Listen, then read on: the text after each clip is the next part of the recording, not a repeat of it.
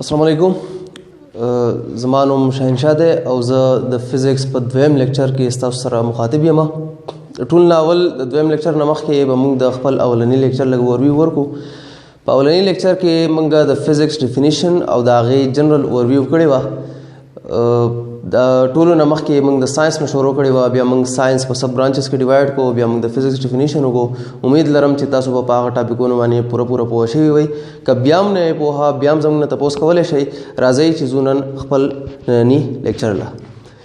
موږ په تیر لیکچر کې د فزیکس اورویو ورکړې وه او دا په هغې کې موږ ویلي وو چې فزیکس زموږ سره یو ډېر ویسټ فیلډ دی، یو ډېر وسیع فیلډ دی او هر یو کس د فزیکس په خپل طریقه باندې ډیفینیشن کوي.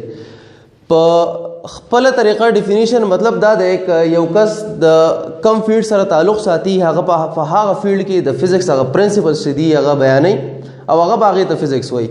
په دغه لحاظ سره فزیکس زموږ سره په ډېر شی برانچز کې ډیوایډ شوی دی، خو د هغې چې کم 14 مین برانچز دي چې کم ستاسو په کورس کې او ستاسو په د کورس کې ځای په ځای په کارېږي، د هغې موږ جنرل اورویو ورکړې ده چې د هغې مطلب څه دی او ډیفینیشنز موږ سمپل ډیفینیشنز د هغې ورکړي دي. څومره چې هم د فزیکس برانچز دي د هغې چې نیمز څومره هم دي، میکینکس شو، ترموډاینامیکس، optics, electromagnetism, atomic physics, nuclear physics, solid physics, particle physics, plasma physics, quantum physics, semiconductor physics, astrophysics, geophysics, biophysics. په دې ټولو کې د فزیکس یا د فزیکس نوم لګېدلی دی یا دې کې څه نه څه ټکي داسې دي چې د هغې خپل خاص مطلب دی. که موږ د دغې ټکو په مطلب پوه شو نو موږ به د دې نه په اسانه سره دا اخذ کړو چې دا په دې کې موږ څه سټډي کوو یا اپلیکیشنز چې دي هغه به موږ څنګه سټډي کوو. اول لازم موږ میکینکس لا. میکینکس وته دی د موشن نه. نو هر هغه شیز چې په هغې کې موشن دی میکینکس وایي سټډي آف موشن ته، یا ما ورسره لیکلی دی مشینز. هر هغه شیز چې په هغې کې حرکت دی، هغه که په هر لحاظ سره دی، که آیا نیچرل دی که نه زموږ سره آرټیفیشلی یو شیز جوړ شوی دی، خو په هغې کې څه نه څه حرکت کېږي، هغې ته موږ مشین وایو. ایون زموږ دا هینډ چې دی دا هم یو مشین دی، ولې چې په دې کې زموږ سره پلکرم او مختلف آرمز دا زموږ سره په هر طریقې سره مومنټ کوي، دا هم زموږ سره یو مشین دی. دغسې ګاډی زموږ سره یو مشین دی. نو د فزیکس هغه برانچ چې په هغې کې موږ د حرکت ذکر کوو هغې ته موږ میکینکس وایو. دویم برانچ دی ترمو ډاینامیکس. ترمو وایي هیټ ته، ترمو هیټ ته وایي. نو هر کله چې موږ په فزیکس کې د هیټ ذکر کوو، ډاینامیکس موشن دی، د سټډي آف موشن دی. نو د هیټ انرژي چې موږ ذکر کوو او هیټ انرژي ټرانسفارمیشن انټو ادر فارمز آف انرژي دا موږ ذکر کوو کله په فزیکس کې، دې ته به موږ وایو ترمو ډاینامیکس. بیا دریم زموږ سره راځي آپټکس. آپټکس وایي لایټ ته، رڼا. نو کله چې په فزیکس کې موږ د رڼا او د رڼا متعلق چې څومره پراپرټیز دي، د رڼا پراپرټیز یا خصوصیات څه دي، ریفریکشن، ریفلیکشن یا نور څومره پراپرټیز چې دي هغه چې موږ ذکر کوو کله په فزیکس کې، دې ته موږ وایو آپټکس یا آپټیکل فزیکس. بیا په هغې پسې څلورم کم برانچ دی هغه زموږ سره دی الکترومیګنیټزم یا سمپل هغې ته موږ الکټریسټي اینډ میګنیټزم وایو. په دې کې زموږ سره دوه ورډز رایوځای شوي دي او دا ټکی یې جوړ کړی دی. یو دی الکټریسټي. الکټریسټي موږ په عامه پښتو کې بجلی ته وایو او بجلی جوړیږي د مومنټ آف چارجز نه. چارجز څه شی دی؟ چارجز زموږ سره کله چې په یو پارټیکل باندې د یو ایټم نه څه الکترون لر شي یا ورته راشي، دغې ته موږ چارج وایو. کله پلس ساین یا نیگیټیو ساین په یو ایټم باندې راشي دغې ته موږ چارج وایو. د دغې موشن ته موږ وایو الکټریسټي. او د دې سره چې ریلیټډ څومره هم فینامیناز دي، د چارجز د موشن نه یوازې الکټریسټي نه جوړیږي، خو د هغې سره نور ریلیټډ فینامیناز دي، میګنیټزم دی. او دغه چې موږ ذکر کوو دا موږ په الکترومیګنیټزم یا په الکټریسټي اینډ میګنیټزم کې ذکر کوو. بیا ورپسې بل برانچ دی هغه زموږ سره دی اټامیک فزیکس. اټامیک فزیکس وایي هغه برانچ آف فزیکس ته چې په هغې کې موږ ایټم سټډي کوو. د ایټم پراپرټیز سټډي کوو. دا درې برانچز داسې دي چې په دې کې به تاسو لږ کنفیوز کېږئ خو په دې کې د کنفیوز کېدو هېڅ هم نشته. کله چې موږ د اوورال ایټم پراپرټیز او سټرکچر ذکر کوو دا اټامک فزکس دی. بیا ورپسې بل برانچ دی نیوکلیر فزکس. کله چې موږ د ایټم نه نور هر څه لرګو خو نیوکلیس ته راننوځو او بیا د نیوکلیس شکل او د هغې پراپرټیز ذکر کوو هغې ته بیا موږ نیوکلیر فزکس وایو. او بیا ورپسې دا 8 نمبر ما لیکلی دی پارټیکل فزکس. نو دا هم زموږ سره چې په ایټم کې دننه کم ایلیمنټري پارټیکلز دي که هغه پروټان دی که پازیټران دی که الکتران دی که نیوټران دی دې پارټیکلز ته موږ راننوځو. د هغه ایلیمنټري پارټیکل بنیادي پارټیکلز چې هغه فردر نه ډیوایډ کېږي د هغه پارټیکلز موږ سټډي کوو هغه به بیا په پارټیکل فزکس کې راځي. نو دا درې واړه د یو بل سره ریلیټډ دي. په دې کې په منځ کې دا 7 نمبر پاتې شو سالډ سټیټ فزکس. کله چې موږ د میټر د سټیټ د کم سټیټ د سالډ سټیټ ذکر کوو د هغې پراپرټیز ذکر کوو د هغې خصوصیات ذکر کوو په فزکس کې هغه برانچ ته موږ وایو سالډ سټیټ فزکس. بیا زموږ سره په سټیټ باندې بل یو برانچ دی چې هغې ته موږ پلازما فزکس وایو. د پلازما فزکس نه مخکې پلازما څه ته وایي؟ پلازما زموږ سره فورث سټیټ اف میټر ورته موږ وایو. کله چې زموږ سره میټر په آینایزډ فارم کې په آینایزډ سټیټ کې په دې کې زموږ سره فری آینز دي. مکمل څومره میټر چې هغه د آینز نه جوړي او آینز وایي چارج ایټم ته چې یا ته الکتران وته یا ورته الکتران راغلی. کله چې زموږ سره میټر په داسې سټیټ کې هغې ته موږ پلازما فزکس وایو. او پلازما یوزولي زیاتره مقدار چې دی نو ساینټسټ وایي چې په سن کې دی په نور کې. بیا د هغې نه وروستو زموږ سره بیا په پارټیکل باندې بل برانچ دی چې هغې ته موږ وایو کوانټم فزکس. د کوانټم فزکس د زده کولو نه مخکې موږ به راشو کوانټا ته. کوانټا څه شی دی؟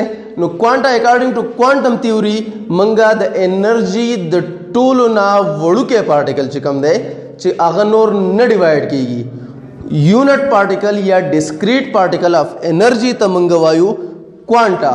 نو کله چې موږ د انرژي ذکر کوو په فزکس کې نو هغې ته به موږ وایو کوانټم فزکس یا د سټډي اف کوانټا از کالډ کوانټم فزکس. د دې نه وروستو بیا راځو 11 نمبر برانچ ته چې هغه دی زموږ سره سیمی کنډکټر فزکس. نو په دې برانچ کې به موږ د سیمی کنډکټرز ذکر کوو.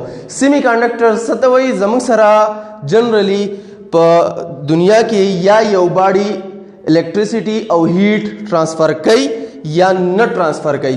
بیا داسې زموږ سره ایلیمنټس دي چې هغه په یو سټیټ کې ټرانسفر کوي خو که فرض که د هغې سره موږ لږ رد و بدل وکړو بیا په هغه سټیټ کې هغه نه ټرانسفر کېږي یا په خپل اوریجنل سټیټ کې هغه نه ټرانسفر کوي خو د امپیورټي ایډ کولو نه بعد هغه بیا زموږ سره هیټ او الیکټریسټي ټرانسفر کولی شي. دغسې ایلیمنټس ته موږ وایو سیمی کنډکټرز. کنډکټر وایي هغه ایلیمنټس ته چې د هغې نه هیټ او الیکټریسټي پاس کېږي.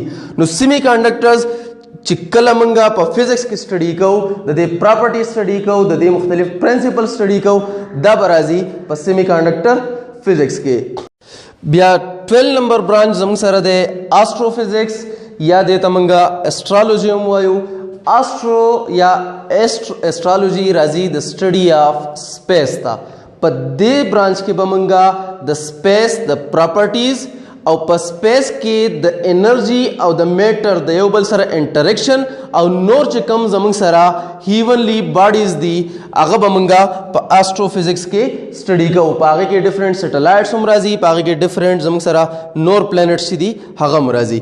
بیا د هغې نه وروستو 13 نمبر برانچ چې دی هغه زموږ سره دی جیو فزکس. جیو فزکس زموږ سره د دوه ورډز نه جوړ دی. جیو وایي ارت ته او فزکس خو زموږ سره پرون موږ ډیفاین کړی چې هغه زموږ سره سټډي آف میټر انرژي اینډ اټس میوچوال ریلیشنشپ دی. نو کله چې موږ په فزکس په فیلډ کې د ځمکې په باره کې څه سټډي کوو د هغې سټرکچر سټډي کوو یا د هغې نور پراپرټیز فزیکل پراپرټیز سټډي کوو دا به راځي په جیو فزکس کې. بیا زموږ سره بل کوم برانچ دی 14 نمبر هغه زموږ سره دی بایو فزکس. بایو فزکس زموږ سره چې کله موږ د فزکس اپلیکیشنز ان فیلډ اف بایولوژي سټډي کوو لکه څنګه زموږ سره په بایو په میډیکل فیلډ کې ډفرنٹ مشینز استعمالیږي د سټیتوسکوپ او د سیرنج نه والا تر د MRI CT سکین د ماشینز پورې یا څومره چې نن سبا زموږ سره سرجیکل اکوپمنټس دي یا نور داسې میډیکل اکوپمنټس دي دا ټول جوړ شوي دي د فزکس په پرنسپلز باندې.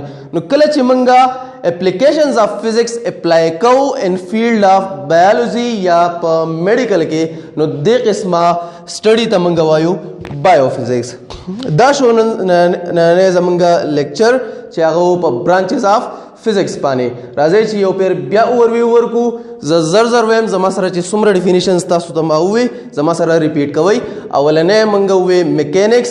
نو میکینکس راغی د سټډي اف موشن. دویم راغی تhermodynamics د سټډي اف هیټ انرژي اینڈ اٹس ټرانسفارمیشن. دریم optics راغی د سټډي اف light and its properties in field of physics is called optics या optical physics. Electromagnetism the study of charges and its related phenomena is called electromagnetism या the study of electricity and magnetism is called electromagnetism. بیا راغی atomic physics the study of structure and properties of atom is called atomic physics.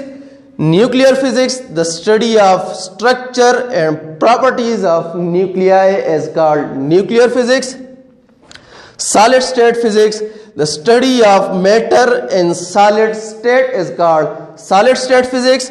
Particle physics the study of elementary particles like protons, neutrons, electrons, positrons is called particle physics.